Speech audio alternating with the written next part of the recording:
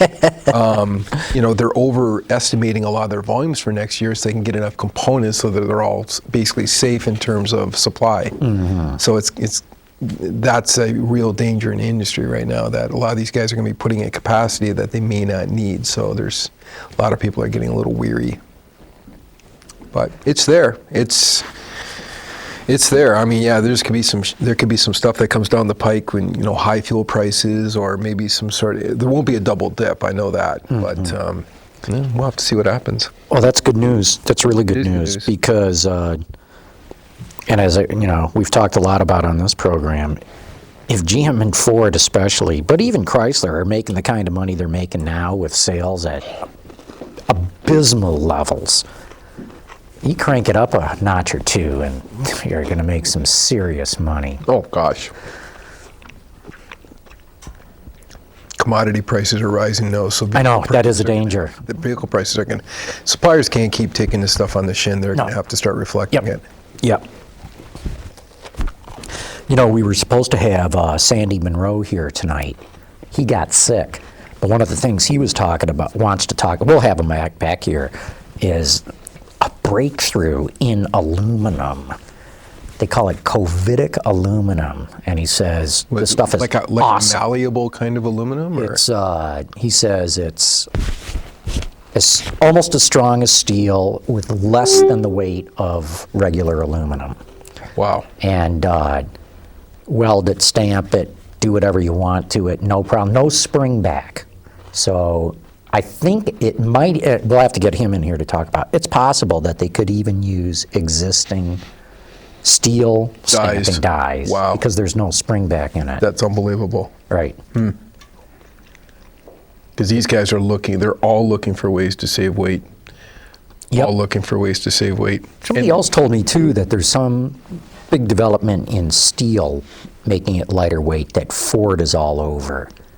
And now you know as much as I do. They would not say what it is or anything like that, and I haven't heard any more than that. You guys keep all this stuff close to the vest. Well, it's funny, the OEMs Here we go, guys. Oh. 9, 8, 7, 6, 5, 4, 3, 2, 1. Autoline After Hours is brought to you by Bridgestone, passion for excellence. Chevrolet, the all-new Chevrolet Cruze. Get used to more. Dow Automotive Systems, improving durability and increasing design flexibility with Betamate structural adhesives at dowbetamate.com. And by Hyundai. Experience the 2011 Hyundai Sonata today at HyundaiSonata.com. Well, here we are, Autoline After Hours, and man, it is so good to be back in the studio. I feel like I've been gone forever. We took off last week because of the Thanksgiving holiday. We were in LA the week before that, and man, it's great to be back in the studio, and especially great to be back with the Autoextremist, Peter De Lorenzo. John, good to be here. Oh, it's great to have you here. Good to welcome a couple new sponsors. Yeah, I mean, now we're starting to look like we really are something here. Yeah. It's great to welcome them on. Some of them are just sticking their toe in the water with us to see if they like what we've got to offer them, but it's really cool to have some big names in the business standing behind this show. And of course, they know that this really is the best discussion and analysis of what's going on with cars, the people who make the cars, the industry that builds them. If we do say so ourselves. If we do say so ourselves. How humble. And joining us tonight, too, is Michael Robinet from IHS Automotive. Great having you here. Thanks, John. Great to have you back, because lots of things to talk about today. I guess one of the things we could get into is sales. We really just got all the numbers last night, and I was able to go through them this morning and all that. And not a great month, but not a bad month. I don't know, Peter, what do you make of the situation? Exactly that. The upward trajectory continues. Now that this huge contraction has happened, I think the boom and bust cycles are over, and if we can just keep a slow, plodding upward slant to the chart, we'll be fine. For at least the next 5 years. That's my prediction. In fact, I wrote a a blog about that in Autoblog today. And I'm saying 5 years. That's what we've got. The next 5 years should be awesome.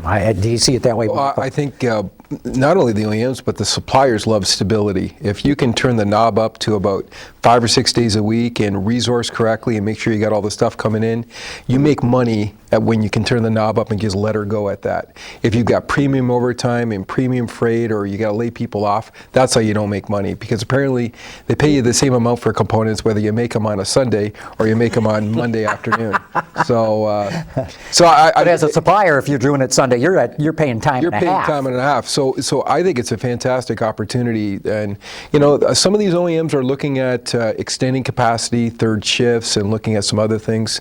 One of our analysts in China had just visited the FAW facility and said that they're working 13 straight days in a row, 24 hours a day at this plant, and they take 1 day off to clean the paint shop, and then they go back at it for another 13 days. That's nice. And I said, I can't believe that you can run a plant like that. We're going to run it into the ground, but... You will. I mean, Yeah. you can run it as you know, on a short-term basis, but that's how they used to do things in this town. You Sure. just run it into the ground. You run it until it breaks. And every 5 years, then they would have to put a tremendous amount of investment to reinvest in the facility, and then talk about how they're reinvesting, but they probably should have done a better job of maintaining it. Right. So. But it does look like things are slowly getting better here. In fact, now they're talking about manufacturing, which just a year and a half ago, looked like it was flat on its back. That manufacturing, and not just here, but in Europe as well, is leading, the older economies out of this recession. And GM and Chrysler announced hiring of 1,000 people each, and people outside this area really don't appreciate that, but this area has been in a depression for, I would say, going on 4 years now. I'd say 10 Yeah. at least. Yeah. But so even though it was a minuscule amount in the big scheme of things, Oh, Well, I think it's nice actually too. bigger than it sounds, because, the Center for Automotive Research has said for every automotive job, there's 8 other support jobs, whether it's in the right? Well, I supplier think industry. And out in the air out there, it doesn't sound like much to add 1,000 jobs, but it is a big deal. the ripple effect starts to make it a It's significant 1,000 one. people that aren't looking for work. It's all the neighborhoods that now have tax revenue. I mean, it just, the spillover is unbelievable. And like I say, they're just getting going. They're going to make gobs of money. But here's a question. Has Detroit really learned its lesson? And one of the reasons I ask that is this is the 4th resurgence I've seen in my career, and it seems to come almost every decade. The first oil shock in '73 laid this industry flat. By '78, they could not build cars and trucks fast enough. The second oil shock was almost as bad as the downturn we have gone through now. 80, 81, 82 were horrifically bad. Oh, I've got bad memories of those. And then 4 years later, we went on to record sales. Yeah. The early 90s, we had the Gulf War. It wasn't that bad of a recession, but it was painful. And by the middle of that decade, again, we were screaming forward. And every time we were down flat on our backs, we all said, we're never going to let this happen again. We've really learned our lesson this time. So that's, Peter, how do you see it? Has Well, I think Detroit learned, really? I think the fundamental difference, I was asked that on CNBC, I think the fundamental difference is that the bankruptcies have changed permanently, I believe, the mindset in these companies. I really do. And that's what I was talking about, the boom and bust days. Right about now, in the old days, Detroit would be cranking it up like, okay, here we go. We're gonna make big money and big bonuses, and there's none of that. The bankruptcies permanently changed the mentality of this town. But saying that, I still think there's some, a couple of these executives at these companies could fall off the wagon at any minute and lose their focus. And to me, that's the one thing that they cannot do. they have to stay focused on that. I think Peter's right, especially the labor contract change. I mean, that to go in and make such massive changes to the labor contract, it's something that we've been needing to go through this car wash for 30 or 40 years, and we finally went through it. And I don't think that a lot of these guys are going to want to go through it again. But then again, in 15 years, it's going to be a whole nother slate of executives that are going to have to learn their lesson all over again. So I'm going to be retired by then. I know that for a fact. So. Well, you raise one of the issues that it's one of my litmus tests as to whether this town has really learned the lesson. And if the UAW goes to strike Ford to force it to give up so many of the concessions that made it competitive, Then all bets are off. Then all bets are off. Exactly right. If that old school stuff starts happening again, it'll be. And, as I say, disastrous. it's easy to predict Ford's going to be the target because Well, they the have to bankruptcy deal legally prohibits the union from striking Chrysler or GM. Or GM, yeah. Which it owns stock in, by the way. So. It would be biting its own hand. I agree, and I know that, certainly the Ford executives, you hear them ask this all the time, hey, what's going to happen? Oh, we have wonderful relationships. We think we're going to be able to work through it. And I really do think they think that. But you hope that the membership saw what happened at Chrysler and what happened at GM and say to themselves, maybe we should, pedal back a little bit and But Michael, be it's happy. not happening. know. You look at the Orion Township plant, they want to bring in the Aveo there to Yeah. build, and they've told the union and the International, which is sort of the Solidarity. mothership, Yep. has said, yeah, we'll go along with this deal where 40% of the workers have to come in at the new wage rate. Mm-hmm. And they went ballistic. They're trying to protest it. And then GM was trying to sell off a stamping plant in Indiana. In Indianapolis, Yeah, yeah. they were And making they told them to files. shove it. They weren't going to give up concessions. Why? Because most of those workers can transfer out Or retire. Or retire. Yeah. But what about new people coming into the business? Yeah, $14.50 an hour isn't all that great. With benefits, you're probably up to $20 an hour. There's a lot of people who would love to step in and earn that kind of a living right now. And the stability of it. I think that's the other thing that we had talked about, is that the industry is moving up, and I do believe that the structure of the industry has changed enough that it will be a lot more stable. Are we going to have gyrations? Yes. To the extent that we just saw, it would have to, an extraneous event would have to really drive that. I don't think that someone's going to get as bad as what we saw. I say that, maybe I'll eat my words one day, but I still, we just talked about this at a briefing we had. We talked about the fact that scale is still critical. Flexibility is very critical. All these guys have finally gone global. They finally got the memo. Speed to market. The other thing is that with this convergence of labor, not so much labor, but emission standards and fuel economy standards and safety, everybody's using global platforms. Well, you can't go off kilter from the rest of the world. So if your vehicle's on a 6-year cycle, guess what? If you wanted to be on a 7 or 8 to elongate the amortization schedule, can't do it. You're going to have to revise every 6 years. So that's a great opportunity for both the OEMs and the suppliers to get new technology into their vehicles more quickly. Another thing I think that we got to be on the lookout for, and I don't know how you change this one, and that's our short-term focus. In that, in the United States, by law, you have to report your earnings every 3 months. In other words, you got to close the books every 3 months. Everybody's got to make sure they're on budget. And so how do you start looking down, addressing issues that can't be dealt with for 5 years or 10 years if you got to close the books every 3 months? I don't know how you deal with that. Well, this is the land of short-term thinking. That's the way this business has been run. You're only as good as your last, quarter. And unfortunately, the dealers think even shorter than that. Yeah, 30 How many days. vehicles did you sell this week, last week, and am I going to make my quota for the month kind of thing?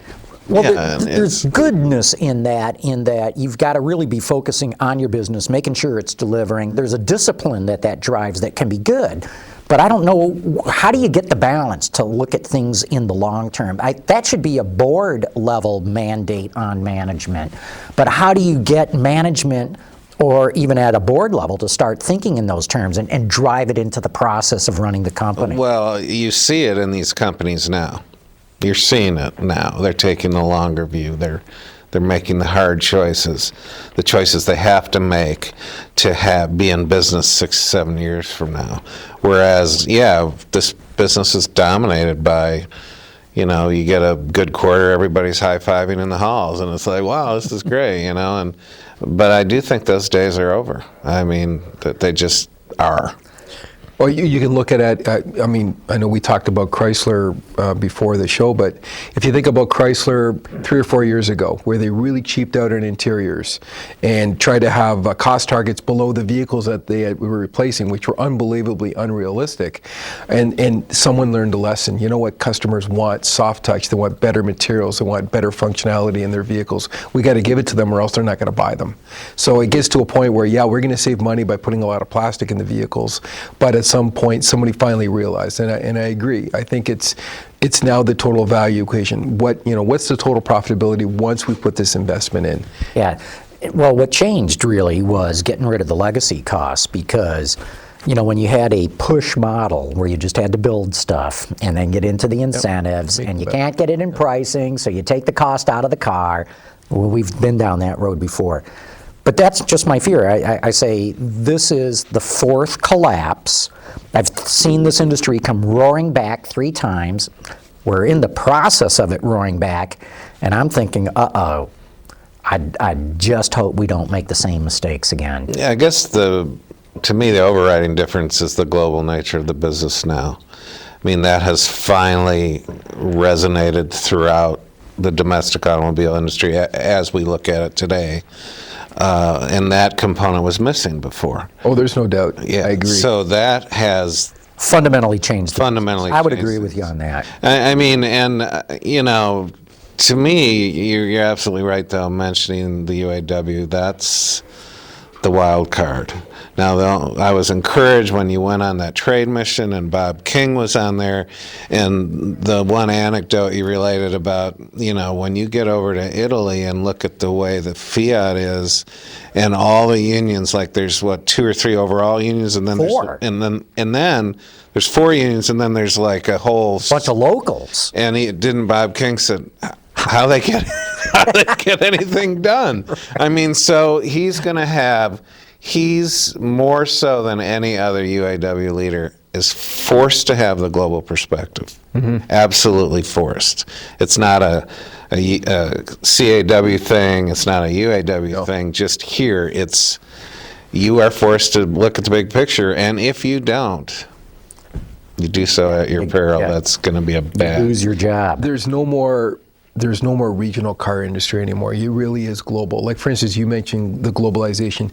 If you look at a vehicle like Cruise, that vehicle and its platform was designed with a lot of protections in mind. What do the Europeans want? What do the Americans need? What do the Chinese need? And they designed it all in. And you can't go backwards and say, well, the Americans want to make it 6 inches wider. No, you don't understand. It isn't going to happen. Here's your box. You find what kind of package you want in this box. And look at Ford with Fiesta, and especially with the Focus that's coming. Right. I mean, you are talking a vehicle that's truly global around the world. And, it's just fundamentally changed. Well, this is a perfect segue to talk about one of our sponsors right now, the Chevrolet Cruze. And this is really the first global car that Chevrolet's offered, isn't it?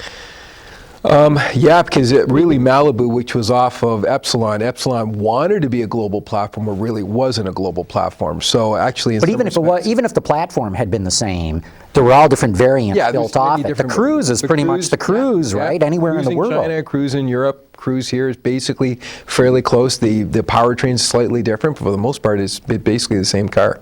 Yeah. And then that gives you the scale, i.e. sell so many of them that now you can put decent materials in the thing because you can easily pay for it. And amortize it over many more vehicles and have a strong 5 or 6 year cycle on the vehicle, so the suppliers are more engaged in the vehicle and also in the replacement as well.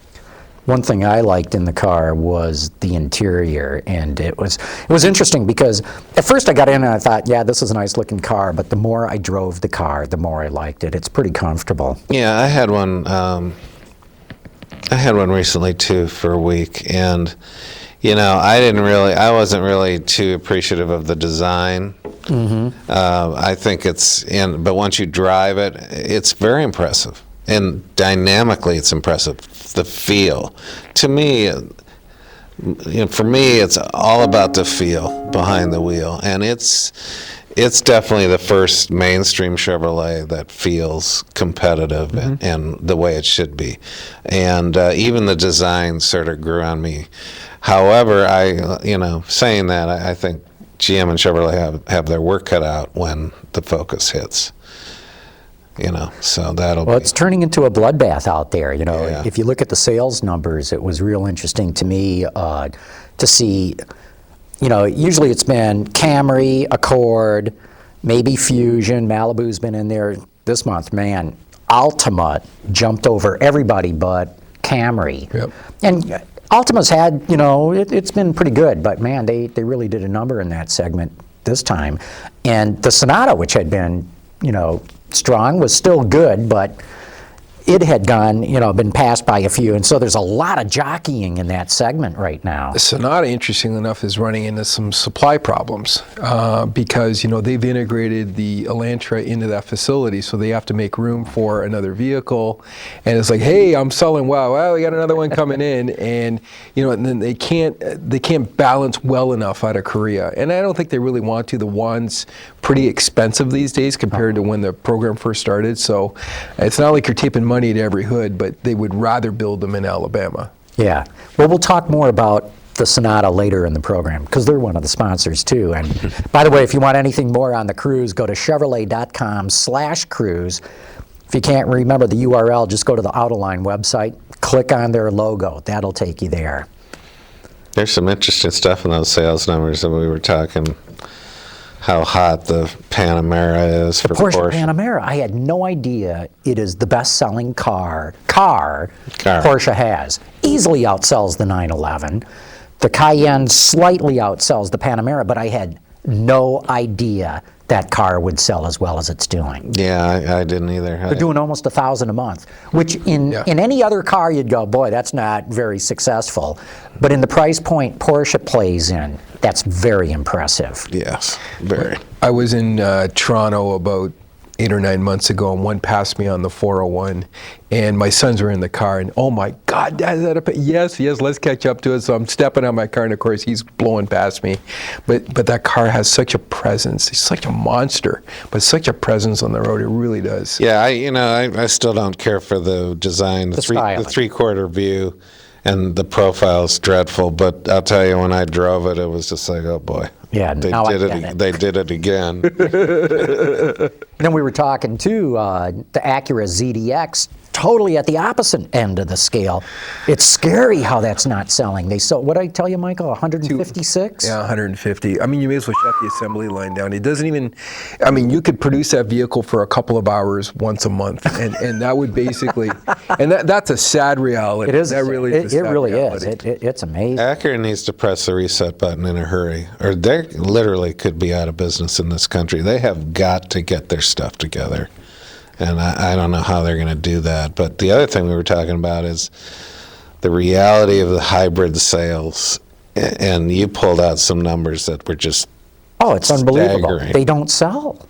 I mean, I think you mentioned in your column this week that it's, 3 years in a row now or something like that, Yeah. hybrid sales have declined. And what did you say, the LS600H or whatever? Oh, yeah, let me get these numbers up because it's just eye-opening when you see these things that the Lexus LS600, they sold 13 hybrids last month. They sold 9 the month before. And they were probably all in California. And they probably were. They probably were. But, the point is that with the exception of the Prius, which continues to sell well, they did over 10,000 units. That's serious selling.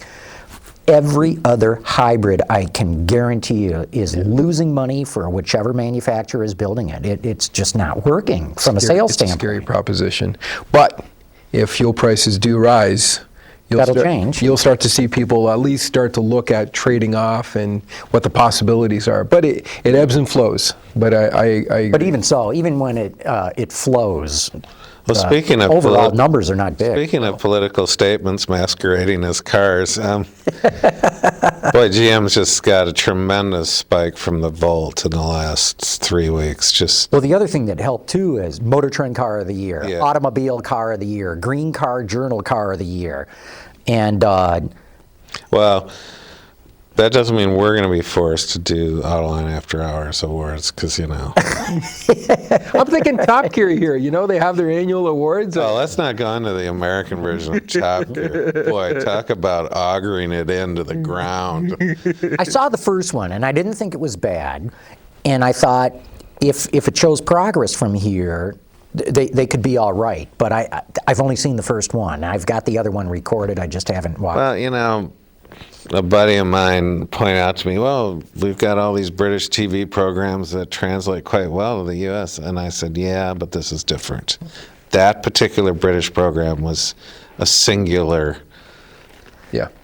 It had an American following that went beyond the usual PBS crowd, Yeah. masterpiece theater kind but of it's stuff. also the personalities. Yeah, Those three guys mesh together so well. They're so different, but yet they mesh together You just so well. can't recreate that. Well, remember, they've been at it for years. Yeah. And I'd love to go back and watch the first few episodes of that show and measure it against the first few episodes of the American But to one. think, and no, I'm not running down this American program, but to think you're going to have that kind of chemistry. No. You just It's can't. forced. Yeah, you can't flip the switch and just have it be that.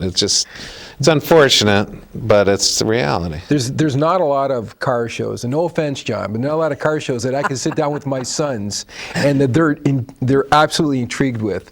And the one when those three guys went through the Bolivian forest to get to the ocean, and then the other one where they found that road that Ceausescu built in the Romanian mountains, they loved both those episodes. They keep wanting to watch that over and over and over. My absolute favorite one was the one, I think it was the Aston Martin V12, and he talked about if this could be the last gasp of the supercar, and boy, that was just magnificent. So tell us about your political statement that you were driving. Oh, I was driving the political statement that goes by the name of Nissan Leaf. And it was interesting. I got to say, I really do like the Leaf. It's comfortable. It's got a decent range. 100 miles should satisfy most everybody. Should pause briefly. Hello, Simon. We know you're listening. Right. But what I found was going on a media drive, where they bring all us journalists in for the thing, and driving electric cars, whether the Leaf or the Volt, and then living with it at home. Two different experiences. And the first thing I found out is, if all you have is a 110-volt outlet, you don't want an electric car. I'll tell you right now. Forever to don't charge even it think up. about it. Yeah. 20 hours. 20 hours to recharge a Leaf.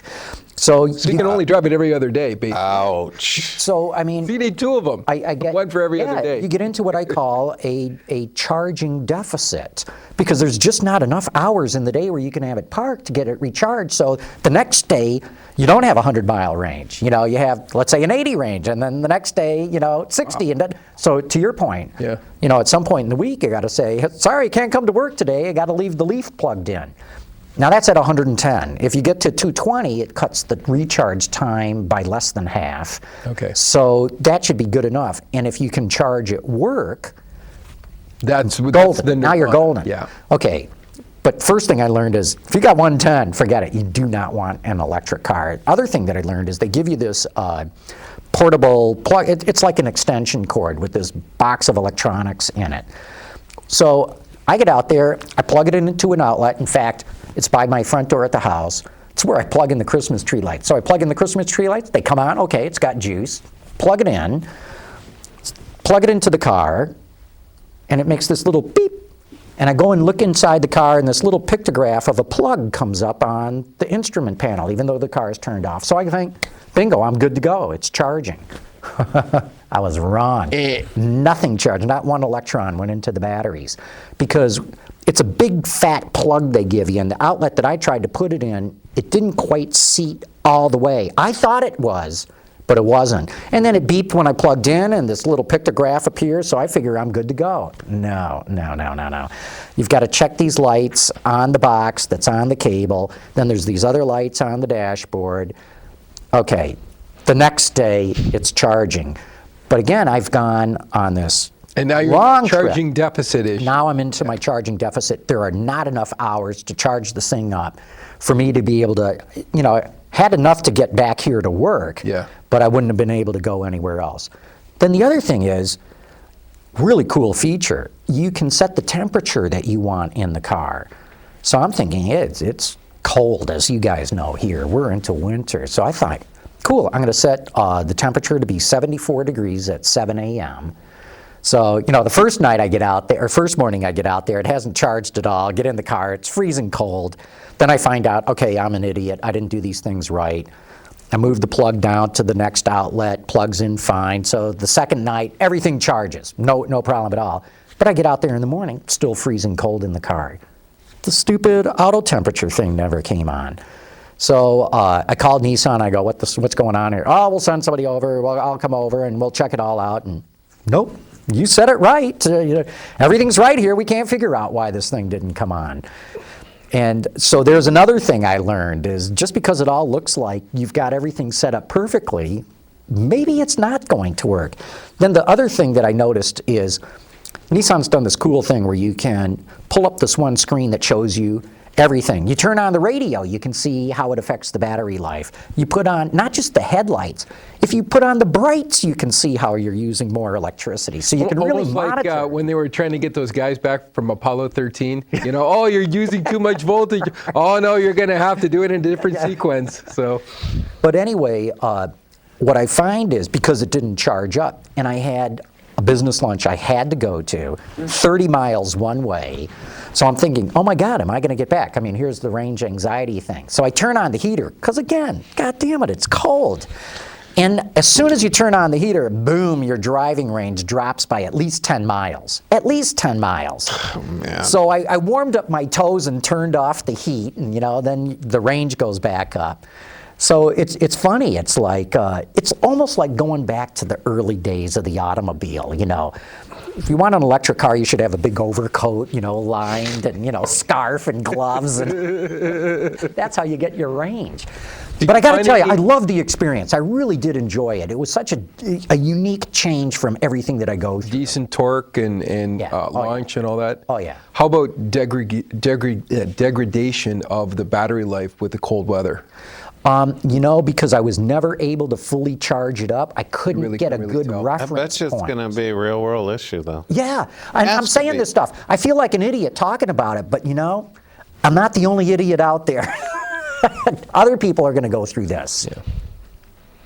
It'd be interesting. It's quite a bet. It's like we were saying earlier. Ghosn has not basically done the hybrid strategy and then kind of morphed into this full electric strategy. He skipped right over. Right. And the other guys, the Fords of the world, the GMs, have done more of this sort of graduated strategy to kind of learn their lesson along the way. Mm-hmm. It'll be interesting to see what happens. Well, like we say, if somebody starts shooting missiles into oil tankers, Carlos Ghosn's going to look like a genius.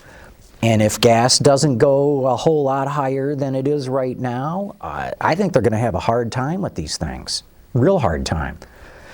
And I keep making the point, what's a battery pack in an electric car like the Leaf right now? $13,000 to $15,000. It's a lot of money. It's a lot of money. The engine guys keep telling me, just let me put $1,000 more in my engine. Man, what I can do with that. we've What can I said do? ICEs have a long way to go. Right.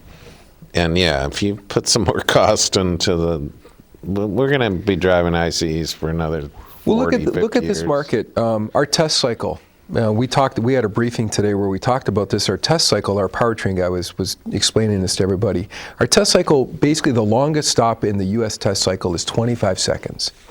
So, a lot of OEMs are saying, well, why on earth would I want to put start-stop on a vehicle in the U.S.? Because if you're only stopping for 25 seconds, for the extra cost, I'm not going to get the bang for the buck. For the EPA. For the EPA, right. Drive cycle. If you change the drive cycle, more real world, where apparently you are at a light for 45 seconds to a minute and a half sometimes, hey, you really can save some energy by shutting the engine down and having a start-stop system. Right.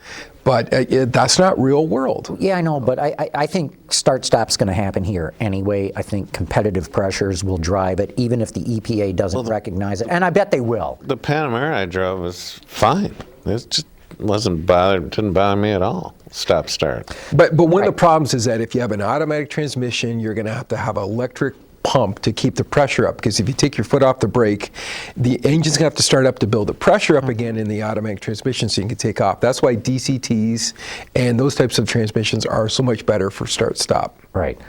But, you know, the EPA should tweak its... You would hope. Well, they're not going to tweak the test standard just because that would screw up every automaker in the world just about. But they could add another fudge factor to what they label the car at if you have stop-start. Because real world, like you're saying, You're Michael, saving 5-7% sometimes. Sure. So that's a lot of fuel if you that think about sure it. is. It sure is. Hey, speaking of which, we should get to one of our other sponsors, because actually this ties in perfectly. And we're talking about Dow Beta Foam, which is a structural foam. You know, automakers will often put foam in a car as a sound deadener, and this also does that. But structural foam is a way that you can add strength to a vehicle at specific points. You just shoot it right into it. And it can really help in terms of lightening a car, which gets you to better fuel economy.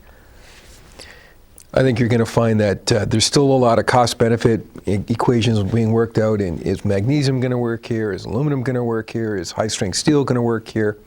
So, you know, new material ideas are always being welcomed by the OEMs these days. I think they're thinking out of the box these days in terms of, I know carbon fiber with BMW and the Megacity project, that is huge for them. Right. It's a hell of a gamble, but, you know, they're not devoting a lot of resources towards it, so it's interesting to see how it'll work out. Right. My favorite story from the early development of 5-mile-an-hour bumpers was the guy who came up with filling the bumpers with unpopped popcorn and then heating the bumper and having the popcorn pop inside to add crushability. Oh my gosh. I thought that was genius. I love that idea. Yeah. Sort of like structural foam. Yeah. Yeah. Except by Orville But you Redenbacher. can, yeah, or you can salt and butter it, and it doesn't taste half bad. Right. You know, I thought that was clever. I think there's going to be a lot of clever ideas, and you know, if you think back to the second oil shock that we talked about earlier, the late, 1979, in the early 80s, there was all kinds of real impetus to come up with lightweight structures. And I remember General Motors at one point was offering anybody on a product team all expense paid trip with you and your spouse to go to Chicago, New York, some nice city, if you could take a pound out of whatever component you were working on. If you figured out how to take out a pound, boom, you got a nice all expenses paid little mini vacation with your spouse. I mean, a lot of people don't think about this, but you take weight out of one component, especially something that's a little bit higher in the vehicle, you can reduce the complexity or the weight that has to be supported by your suspension, which means you have weight savings in other areas of the vehicle. It's not just in one area; it's other areas as well. It compounds. Yep. Exactly. I still think one thing that is a big opportunity is glass. Glass heavy. is very heavy. Yes. And I know there's been all kinds of, push to go with polycarbonate glass, but I guess the problem is glass, besides being heavy, is a great way of blocking noise. And you go with polycarbonate, and the car is just that much, not loud, not the car itself, but it lets in so much more noise. That's why the Citroën C4 Coupe is not going to be replaced. They're replacing it with basically like a DS4 type of derivative. It's going to be more of a sedan. But that vehicle had glass basically from the front of the A-post all the way back to through the entire roof. But it was heavy as heck. And that was one of the big problems that they had with that vehicle. Well, designers would love to be able to do several things. Mold glass far more than what you can do right now and change the color. And I know there was a push to get, all glass today has a green tint to it. There was a real push at one point to go to blue tinted glass. But it never seemed to go anywhere. I just haven't seen it. I know the designers a few years back, 5, 6, 7 years ago, were really talking about it, but just it never came to happen. Are we ready to flip the switch? I think we're ready to flip the switch, but this is probably, before we get into rapid fire, a good time to go back to the Sonata and talk about what is now the 6th generation redesign of the Sonata. I had no idea 6 generations. I didn't realize it had been around that long. Well, 5 of them were so forgettable. And the first one, Sorry, Hyundai, but that's reality. the first one growing up in Canada, that was Canada's favorite roadside monument.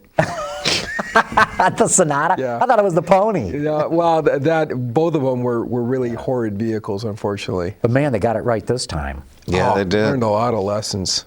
It's a fantastic vehicle. It really is. It really is, and they've got the turbo version now. They've got a hybrid version. They're really starting to extend the model line a little bit, and I think the only problem with the car is they just can't build enough of them. They don't have the manufacturing capacity. It's a nice problem to have, Right. but you're right. And their Korean facility, they've extended it. Even Korean sales are actually not that strong these days, so they are exporting more of them. And they've added the new Elantra. Right. So Alabama, and 40 miles per gallon with not a lot, no extra cost in the vehicle. If fuel prices do rise, which we think that they may, that thing, people are going to run a path to their door. So looks Cool. good too. Yeah, it really does. It really does look good. And, the new Elantra is almost like, the little brother to the car. It's not the exact same thing. There is a They have to family. be careful with that, though. They do have to, because you don't want everything looking exactly the same. No. I was in Korea and saw the K7, the Kia K7. It looks fantastic. It looks better than most of the Hyundai What's the products. K7? It's basically the slightly larger version of the Sonata. So that would be the K5. Then there's a larger version. It's not necessarily off Genesis, but Not a Zera? it's basically an Azera type of vehicle in terms of size. So think of it sort of Maxima in size. Oh, It looks interesting. fantastic. Oh, really? Really, really good. Almost like a real replacement for a Madi, and I almost hate to say that word on this program, but Yeah, a lot of people may not remember them. it was very unmemorable. So Well, hey, let's go to rapid fire. Ben, I think it's time to pull up that graphic.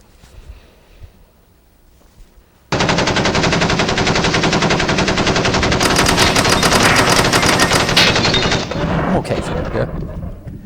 Okay, Jeff W. wants to know, how well does the 2011 Dodge Journey stand up to the 2011 Ford Edge? Ooh, good question. The Edge is selling fantastic. They did 10,000 plus last month. Wow, I had no idea. What an example of a great tweaking of a design. Both of them, really, Journey and Edge. Yeah. I'd give the nod to the Edge. The Journey's a nice vehicle, but again, Ford is just ahead of everybody right now when it comes to in-car electronics. Sync, My Ford Touch. And I got to tell you, too, that instrument panel on the Edge, I just love the way the whole thing looks. Kudos to Ford. I would agree. I think that, they've improved the Journey a lot with this latest redesign. Well, it's what we would call a moderate in the business, and actually the Edge is really a moderate. But you're right that the navigation, that whole MyTech system it really is top shelf. Okay, Glenn asks, why doesn't Hyundai Kia put the direct ignition motor into the Sportage in Tucson? More power and better MPG. My guess is it will happen at some point. I think everybody's holding back. They don't need direct injection instantly right now to meet CAFE standards, but It is more costly. It is They have to a lot more engineer those costly. engines in a lot of those vehicles as well. It is more costly, but I'd invest in it now because you're going to need it. You're going to need it at some point. Okay, so let's see here.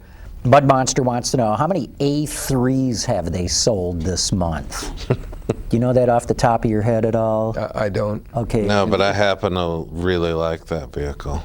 They sold 788 of them, which isn't a bad number. That puts it, looks like the third best-selling Audi passenger car, if I'm reading these numbers right. So that's not too bad. Or 5 times the RDX. Yeah. Right. JD Clough says, I find the Cruise has the worst, most uncomfortable seats GM has ever put out there. What are your opinions, fellows? I thought they were comfortable. I didn't have a problem with seats, so. It depends on your size, Yeah. I think. I think it depends on the size of the person, but I found them fact, it was by the end of the week that I really started to notice how comfortable I thought the car was, including the seats. Yeah. Okay, Jeff W. says, is it just me or has GM stopped marketing the Malibu? It's a shame because it's a good car. You know, he might have something there. Well, they have so much on their plate right now. They do. They're doing divisional ads for Chevrolet. They're doing launch ads for Volt. They're doing continuous ads for Cruise. So yeah, Malibu has got. And they haven't had to put too much advertising for Equinox because it's selling so well. So they Yeah. probably have dialed that back, though. And Equinox is Malibu's selling really well. Nice Yeah. vehicle. Yeah, it is a tremendous vehicle. But so Malibu's, yeah, it's gotten lost in the shuffle. It's gotten lost. In fact, Impala, I think, if I read the numbers right, outsold it last month. So, Scott in Cleveland, how much truth is there, in your opinion, to the latest rumor that the G8 will be repackaged into a Chevrolet? We've heard this rumor many times, but it's making another round. Hey, Scott in Cleveland, Scotty. You know, there's a hot Chevrolet coming, and it'll be based on the underpinnings of the big rear-wheel drive Australian car. I mean, that's coming. It's coming. Yeah, it is coming. Miss Motormouth, all right, Michelle, says, Rick Krantz at Automotive News uses Corvette sales as a barometer for the overall economy. Does the 9.7% year-to-date Corvette sales drop really reflect the American economy? No. It reflects the fact that Chevrolet delayed because of this bankruptcy. The sequence, the model sequence of the Corvette got all screwed up, and that's all that reflects. Yeah. They're looking at what, late 12 now, early 13? 14, isn't It's it, for later the now? redesign? For the C7? Yeah. I thought they were going to move it up because they're already working on the C8. Yeah. Okay. Yeah. George from Brooklyn says, what does the panel think of the Porsche Cayenne, which is the baby Cayenne? Well, it's their version of the Q5, and I'm sure, you know, I guess I'm done talking about Porsche because, you know, I could. They're going to do it anyway. Yeah, they're so going you to may do as it well live anyway. Will it be more sporty than the Q5? Yes. Will it be, you know, it may be the only crossover thingy that I would actually even think about driving on a regular basis, but I'm sure it'll be good. Yeah. Do I like it? No. Do I like Porsche making trucks? No. Whatever. Yeah, it's going to happen. Yeah. Jay Cujo says, should Toyota be worried about their sales number? The past few months, they've been negative, while pretty much everyone else has been positive. Yeah. Yes, yeah, I would say that they should be concerned. You know, there is some newer product coming, but it can't come quick enough. And I think that they really need a strong vehicle to let people forget about what's occurred over the last couple of years. Yeah, they've got a double whammy. They've got a dearth of new product, and they've got this image thing. And I got to tell you, this image thing is going to linger Yeah. for a long time to come. Right.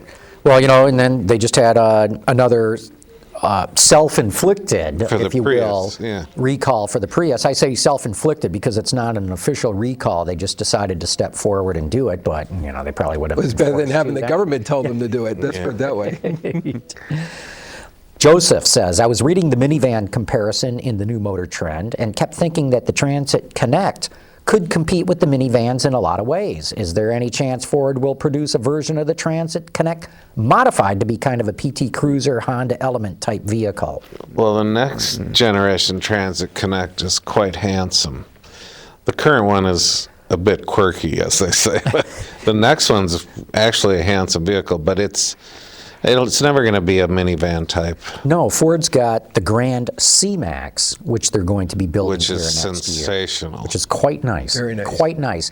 And interestingly, if you want to know what it's like, go look at a Mazda 5. Yes. But don't look at the styling. The Ford version's different, but it's essentially the same footprint, the same vehicle.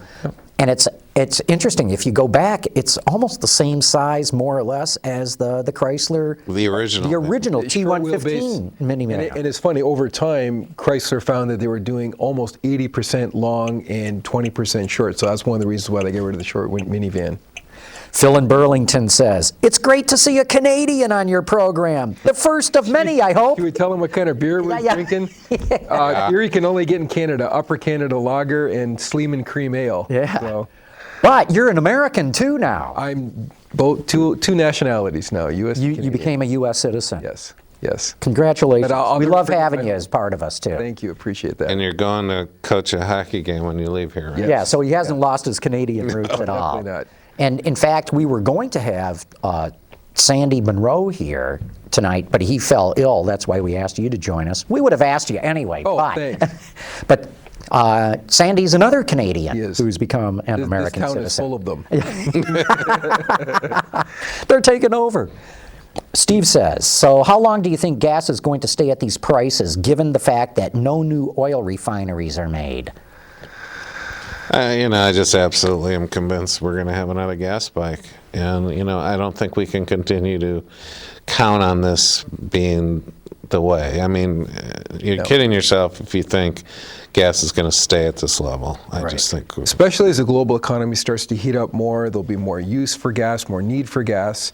And he's right about the refinery issue. That is still a pretty big issue in the U.S., so that's going to be another issue that has to be dealt with. I agree. It's one of the reasons why I continue to buy gas stocks, because they're going to continue to go up. So. Hey, Ben, I see we've got some phone calls here. Why don't we bring in a phone call right now? My name is John Dunlap. I'm calling from southern Missouri in the Ozarks. All right. And I have a question. Are they going to discuss how all these EVs are going to screw up the power supply in the United States? I'm really interested in watching that one. Now, hybrid, or making its own, I can see how that'd get along just fine, but not a pure electric vehicle. Great question. And here's why. A couple of years back, what the automakers were saying is that, oh, no problem, we can have millions of cars plugging in and it's not going to affect the grid. And then literally just in the last week or so, they went, well, there could be some problems actually. And very interestingly, in fact, it was some of the Volt people talking about this of all things, that especially when you get to what they call the level 3 chargers, these 480 volt things that are like defibrillators, they charge the car real fast. That's not good. They suck up like 50,000 watts at a time, and that is a load on the grid. So my guess is if this is sort of scattered around, it's not going to be that bad. But I think in certain communities, just look at where Priuses are selling right now. That's where the Leaf and the Volt are going to sell heavily. I think those regions, those communities could definitely run into grid problems. And also, a lot of these OEMs were hoping that they were going to be recharged at 2 in the morning, and a lot of times it's not happening. So. Well, the other thing too, though, is look, we already have brownouts in some cities in the summertime when everyone's running their AC. So now you're going to start plugging in electric cars. There blows the theory of, oh, you can just do it at night. Yeah, in most places, most of the time you can do it at night. But not everywhere. If you start causing problems, people aren't going to care if it's only a few times a year. Oh, Joe plugged his car in. Yeah. Oh, fantastic. Right, let's go burn his garage down. Let's bring in another one here, Ben. Hi, this is Jeff W. from Albany, New York. My question for Peter this week is, do you think it hurts Cadillac's or GM's trying to push Cadillac into the premium area by not really having any unique powertrains? I mean, most of the engines and the transmissions they share with other mainstream GM products, or are some unique powertrains coming down the pipe somewhere? Thanks. I think when they do the Uber Cadillac, the super luxury car, that better have something that you can't get in any other GM vehicle. But I think just about everything else is going to be a variant off of a basically a global engine family. Right. The days of Cadillac just having its very own engine for its mass production vehicle, those days are finished. Yeah. Gets back to your point about scale. You gotta have. You can't afford to have a block just for 50,000 or 60,000 cars. It's just not going to work anymore. People will say, well, how come BMW can do it? How can Mercedes? Well, because they sell globally. They sell 1 million units. Cadillac's not there. Right. it's damn near impossible for Cadillac. If you look at BMW, i6s, they're not bending sixes last time I looked, but different variants of that different i6. Some are bigger, some are smaller, but basically it's the same thought pattern. Now, Cadillac could go the Bugatti route and do put two engines together or something if they want to play that way. But that 130,000 Cadillac better be special. It better be. And they've got this fantastic engine facility just down the road here in Wixom, where they hand build the Corvette engines and the like. So you hand build some Cadillac ones. Yeah, exactly. Okay, Ben, let's bring in another call here. Hey, John, this is Rick from San Diego. Hey, do you think one of your new sponsors, the Chevy Cruze, is going to be GM's or Chevy's answer to the Corolla, Civics, and Focuses of the world, and hopefully get Chevrolet established with the Cruze and the Malibu to battle the Corollas and Camrys and Civics and Accords and Fusions and Focuses and Fusions of the world? Your thoughts? Thanks. Good question. I want to look up what were the Corolla sales. I don't think were all that good last month. Well, the Cruze is an excellent car, so whether Camry people look at it or Corolla people look at it, if they give it a chance, then Chevy's going to do well with it. Yeah, and you almost can't help but improve upon Cobalt. So, yeah, big step forward. Look, it's still early in the Cruze launch. Sales are growing very quickly. I think it absolutely can knock off Corolla. I think it could do it maybe even in the next month or two. Civic, boy, that's a tough one. Civic is that's Civic has a revision next year too. It's coming. So, and when you ask, is it competitive? It's all going to depend. If you're a real enthusiast, you're probably going to want something like the Civic.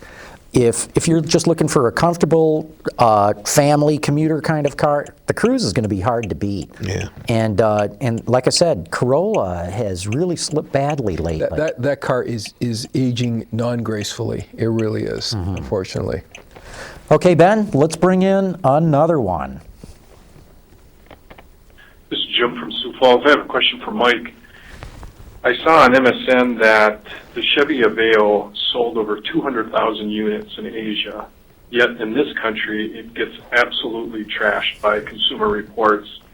And if it's true that the automakers cannot make a car for this market versus the Asian market, why would a company like Chevrolet even bring the Aveo here when it just gives them a bad name and a bad reputation? Just wondering about that. Well, speaking of names, they're changing the name of the Aveo. Oh, really? Here, yes. Oh, interesting. Well, I think what's interesting is the Aveo actually does well in markets where B cars, we call that a B car, do well. Europe, some parts of where gasoline is expensive. Where gasoline is expensive, and they have a gas tax that drive people to make different decisions for their transportation.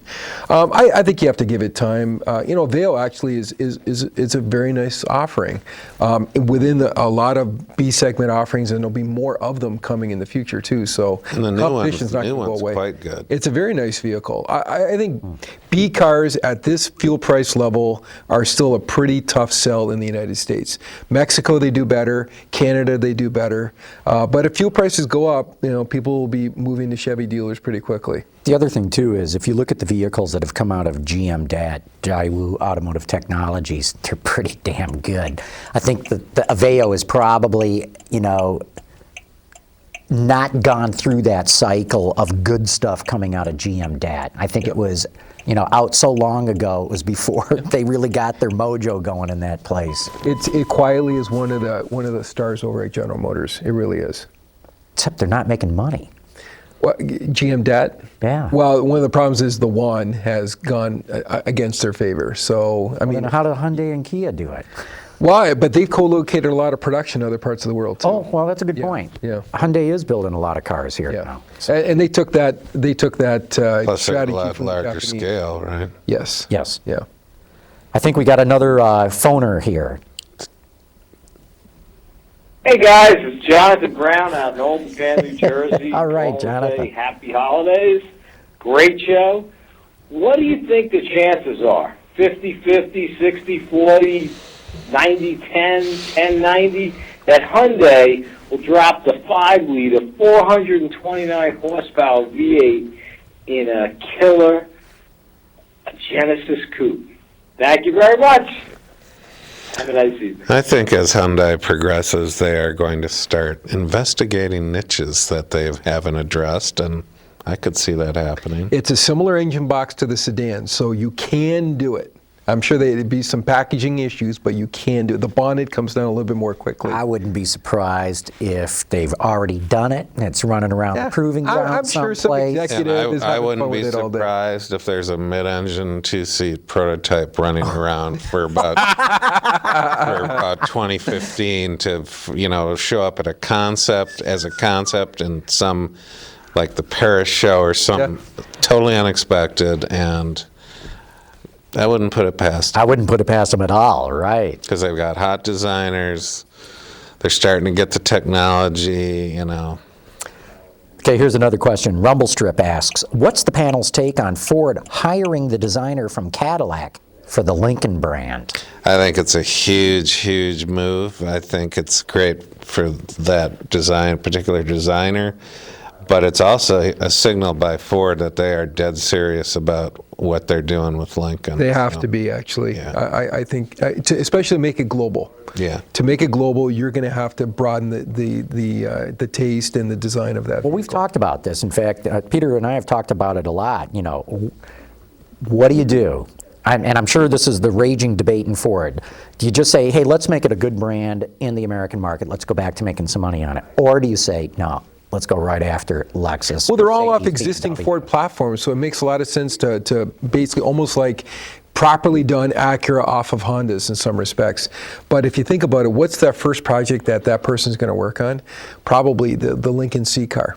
That's probably going to be a key project that they're still going to be able to have is somewhat malleable now. So, If they're going to make the kind of investment they're making in Lincoln, eventually there'll be a global component to it. There has to be. Yeah. And there's one market in particular, China. Yeah, bingo. Great point. Okay, back to the questions. Dale Leonard asks, is Ford going to phase out the Flex? I never see any advertising anywhere for it anymore. They don't advertise it. That vehicle has tremendous word of mouth for the people who own them. They talk them up all the time, but I don't know what they're going to do with it. Sales haven't been that good. No. They're okay, but they're not that good. When you get in one, and particularly the EcoBoost and everything, it's a great driving vehicle. So the problem they're going to run into, though, is if you look at the new Explorer, it's 7 seats, it's a Ford, it's sold at the same dealer, and now you got another 7-seat vehicle right next to it. I think it's going to be a little problematic to sell Flex up against Explorer over an extended period of time. yeah, so we could see them. I just got a phase it out. chance to drive the Flex with the 3.5-liter EcoBoost. Wow. It moves. Transforms that vehicle. Yeah. It moves. And one other interesting thing, too, they've got I think it's called the Platinum Edition. Oh, that's great. And they put the letters Flex on the leading edge of the hood, much like the Land Rover does, with the Range Rover. Much like the Raptor pickup truck, too, by the way. Well, you don't confuse this with the Raptor. No, but because when I first saw that Platinum Edition with the big Flex letters on the front of the hood, I went, oh my God, that is so Range Rover. Yeah, yeah. So, and they went, oh, really? We hadn't noticed that. Yeah, I'm sure you did. Yeah, I'm sure you did.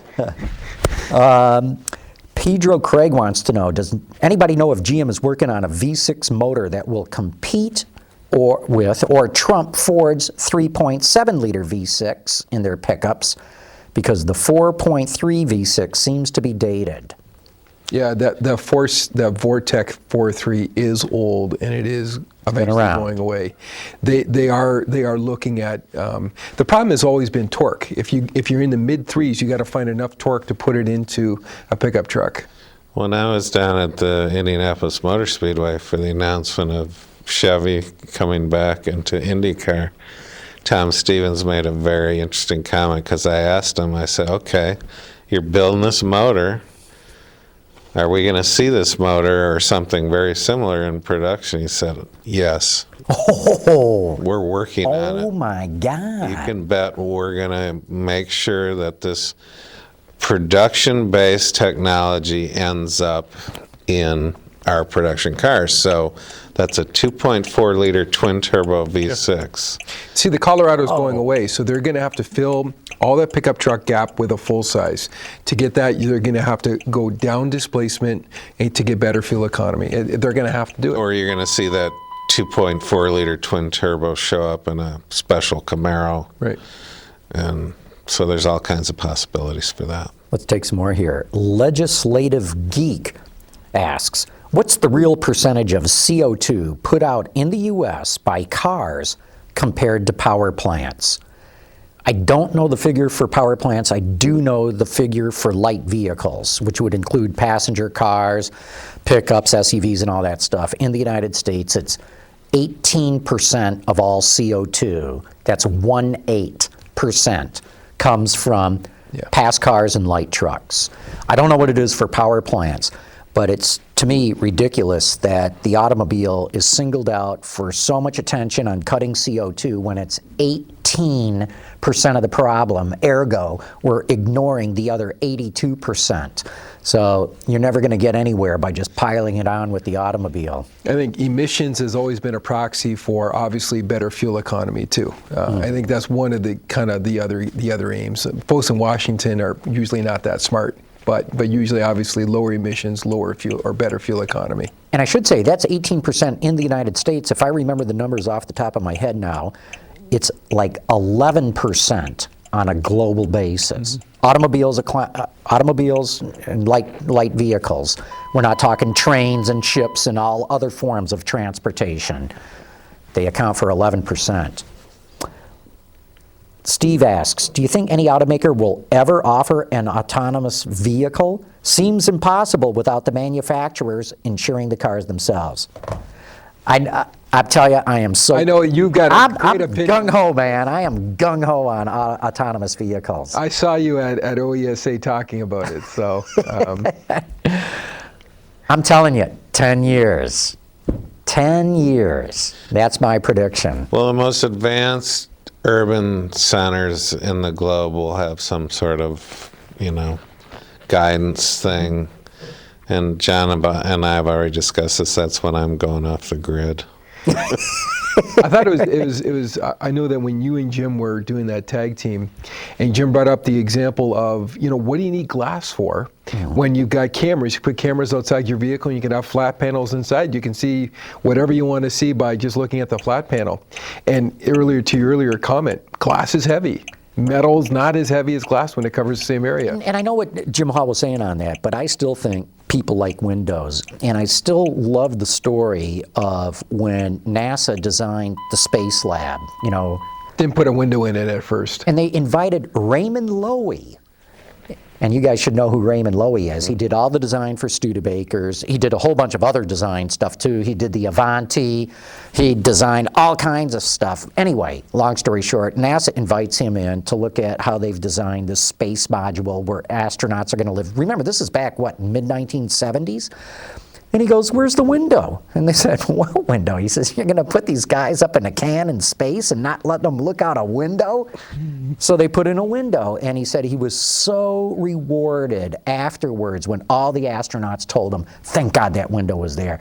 Every spare second I had, I was just glued to that window, looking out into, looking at Earth and looking at space. So. Oh, we've got one more call that just came in. Ben, let's bring in the one from Sarasota.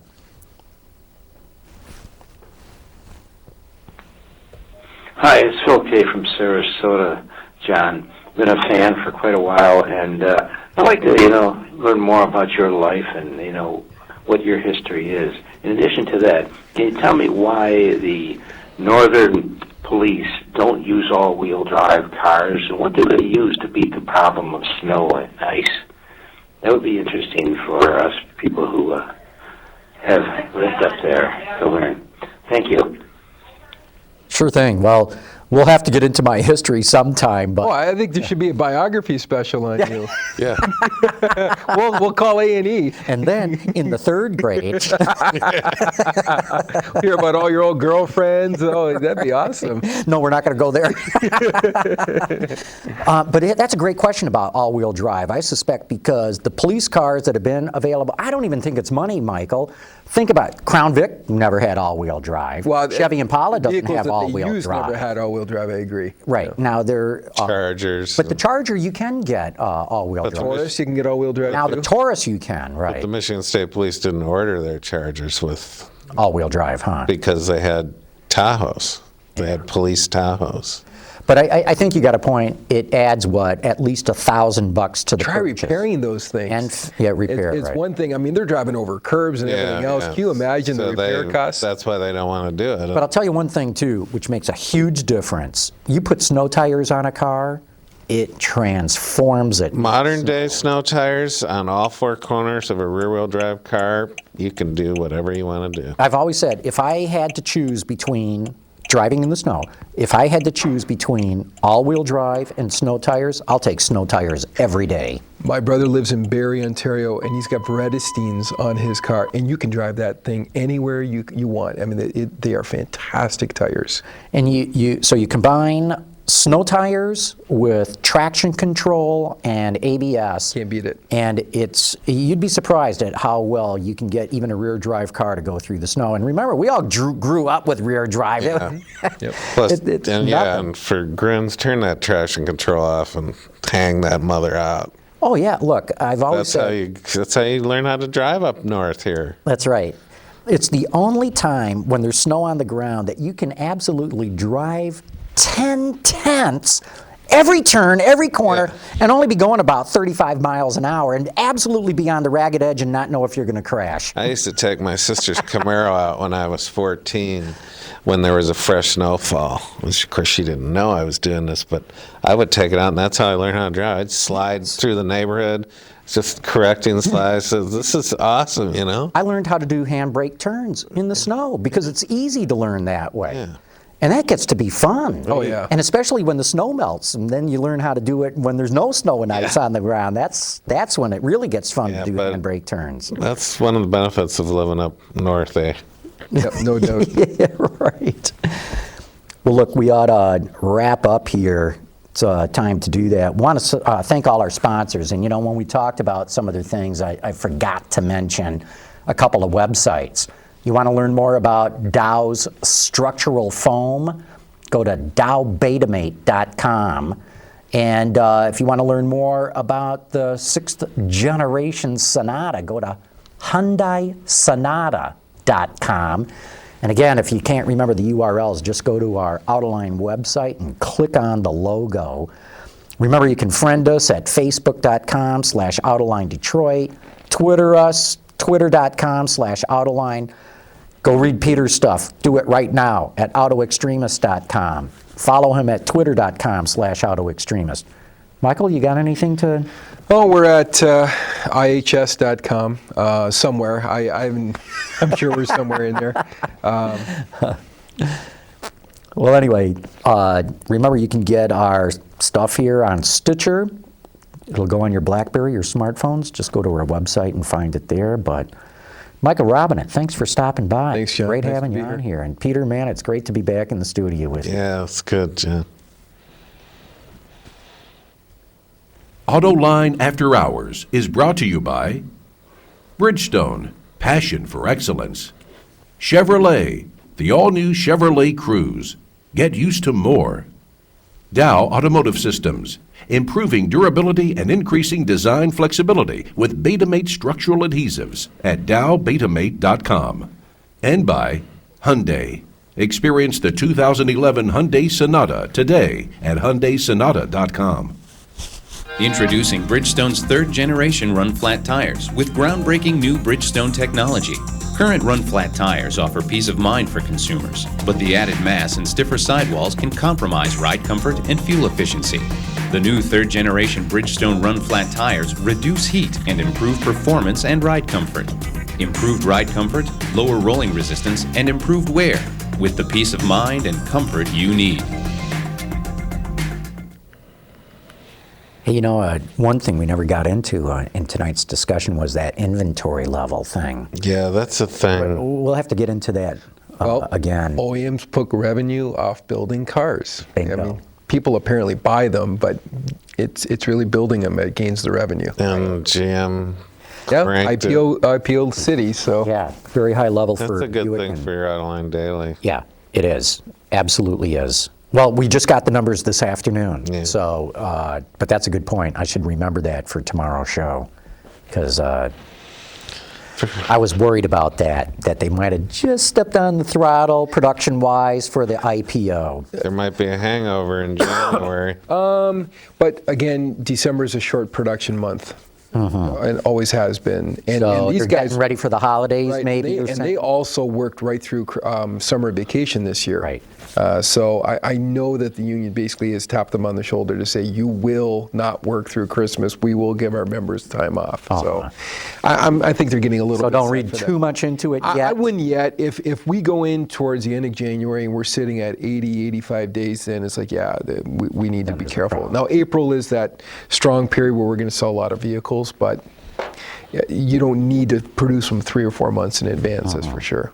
But as you were saying earlier, you see production going up 1 million units next year. It's strong. I'm telling you, it's strong. That is so good. You know what is a telltale for us? And somebody asked about the Corvette, and is it a bellwether for the economy? Which kind of a goofy question, but nonetheless. But both Ford and GM are raising line rates, not just shifts or Saturday production, line rates on both their full-size vans. That tells us a lot. It tells because us those are contractors, businesses that's who are buying economy, that's business, that's actually very good news. And the other thing that we've been tracking too, that we report on daily, is heavy truck sales are running pretty good. Yeah. Yep. We're going to do I shouldn't say well over, we're going to do over 200,000 heavy trucks this year. Well, just the full-size pickup market. Yeah, it's going strong. But heavies are absolutely a 6 to 8 month leading indicator for the economy. And I take great solace in the fact that they're doing pretty good and have been running pretty good for a number of months now. You're right. We shouldn't get too far ahead of ourselves, but I'm optimistic. I think I like the stability of the industry. I think that as long as we keep climbing and we don't get too far ahead of ourselves, it's going to be a good time for a couple of years. I agree. Yeah. Cool. Good. Well, good. Let's wrap it up. Got to say hi to Roaster Jack up in Traverse City. Yeah. GreatNorOco.com, kids. Get your coffee there. Right. And good night, Scotty. Oh, and hello to my mother who just got out of the hospital. Awesome. So she's listening. Hope you're feeling better. Yeah, definitely hope that. You gonna leave these cookies here? Yeah, you can have Good. them because God knows I don't need them. They'll get eaten here.